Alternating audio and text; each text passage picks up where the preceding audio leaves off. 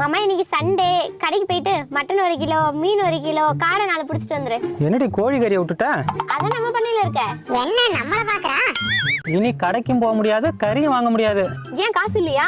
நீ கறி திங்கிற ராசி இல்ல. ஏன்? ஏன்னா புரட்டாசி ஸ்டார்ட் ஆயிடுச்சு. ஏன் உணர புரட்டாசி மாசம் கறி திங்க கூடாதா? ஆமாப்பா, மனுஷங்களாம் யாரும் கறி திங்க மாட்டாங்க. அப்போ உன் பொண்டாட்டி ஒண்ணும் பிரச்சனை இல்லையா? ஏண்டி என்ன பார்த்தா உனக்கு மனுஷங்களா தெரியலையா? தெரியல. கோழியை குளிப்பாட்டி கோவில்ல விட்டாலும் அது கொத்தி கொத்தி தான் திங்குமா. ஏண்டி கோழி கொத்தி திங்காம நான் நக்கியா திங்கும்? உனக்கு என்னடி பிரச்சனைப்ப? கறி வேணும், புரட்டாசி நாளைக்கு வச்சுக்கலாம். புரட்டாசினா உன் தலையில வைக்கிற பூவா நாளைக்கு வச்சுக்க. சரி, முட்டை தொட்டினா நீ செத்த. அப்ப என்னதான் சாப்பிடுறது? நாளைக்கு காளான் வாங்கிட்டு வரேன், அத கறியா நினைச்சு சாப்பிட்டுக்கோ. அப்ப அடுத்த வாரம் மீன் மேக்கர் வாங்கி தருவான், அத மீனா நினைச்சுக்க.